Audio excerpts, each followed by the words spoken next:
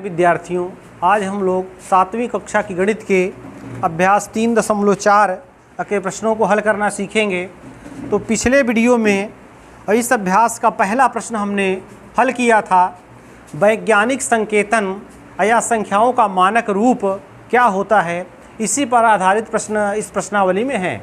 तो पहले प्रश्न को हमने हल किया था और देखिए दूसरा प्रश्न भी, मैंने जितने भी प्रश्न हैं इसमें और सभी प्रश्न में वैज्ञानिक संकेतन या मानक रूप की ही बात हुई है।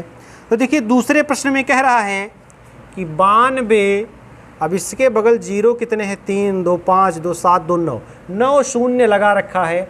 तो देखिए 4 और 2 6 3 9, तो यह संख्या है, यह संख्या दिया। कह रहा है कि इसी का मानक रूप आप बताइए, मानक रूप क्या होगा, मानक रूप या वैज्ञानिक संकेतन क्या होगा इसका, इसी संख्या का पूछ रहा है। ऐसा ही प्रश्न है।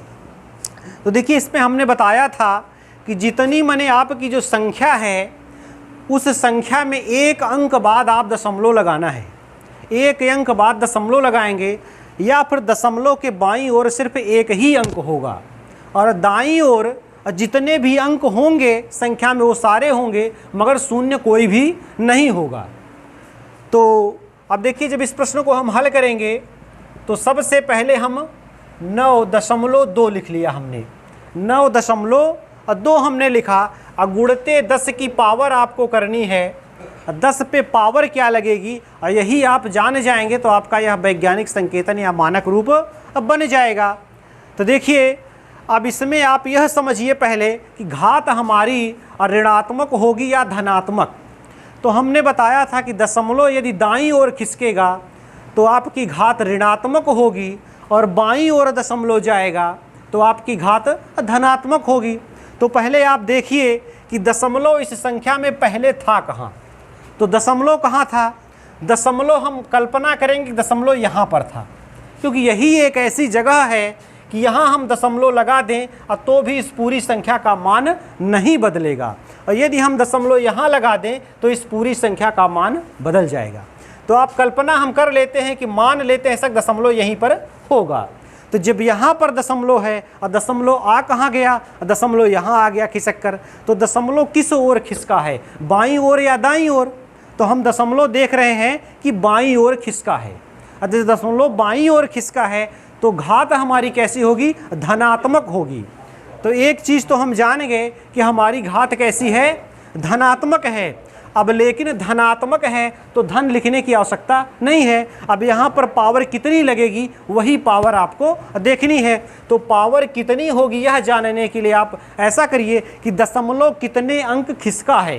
तो आप देखिए कितने और खिसका है, 1 2 3 4 5 6 7 8 9 10, 10 अंक हमारा दशमलव खिसका है।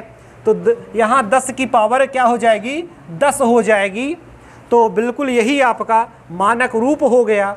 माने इस संख्या का मानक रूप या वैज्ञानिक संकेतन माने 9.2 गुणा 10 की पावर 10। तो यही इसका वैज्ञानिक संकेतन या मानक रूप हो गया।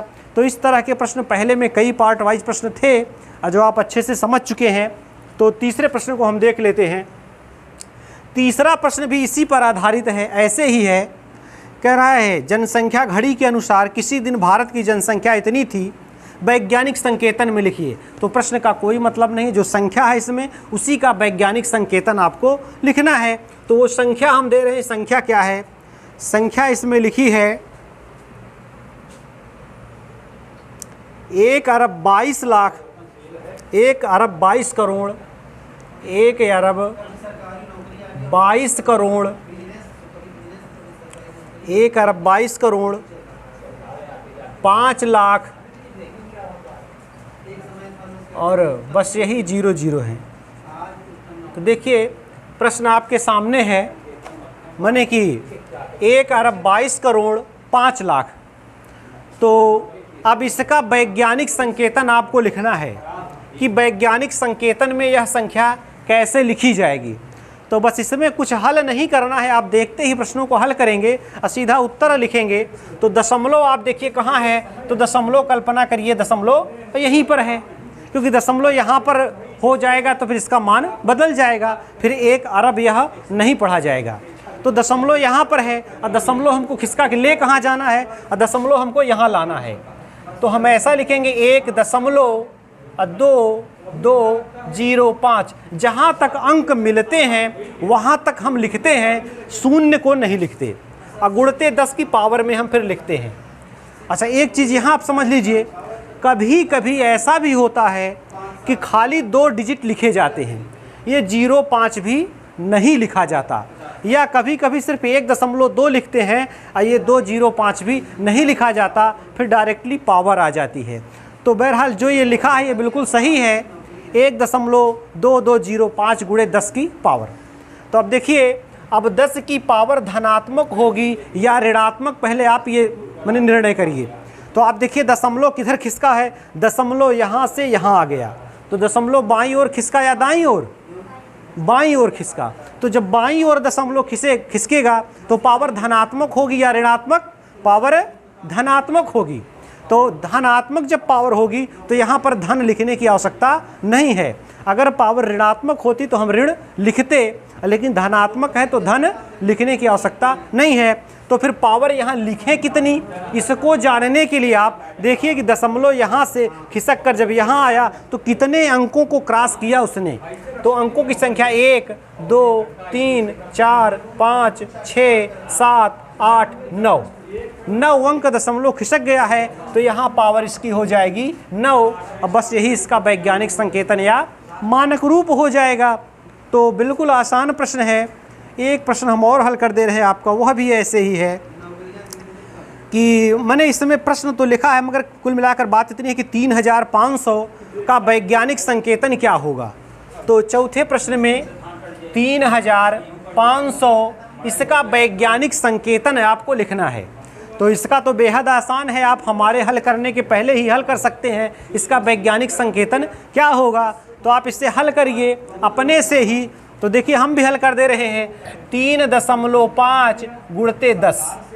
अब 10 की पावर धनात्मक होगी या ऋणात्मक, तो दशमलव यहाँ था, खिसक के इधर आया, पावर धनात्मक होगी। अब धनात्मक होगी तो कितने अंक दशमलव खिसका, 1 2 3 अंक खिसका, तो 10 की पावर 3 होगी। तो बेहद ही आसान प्रश्न है।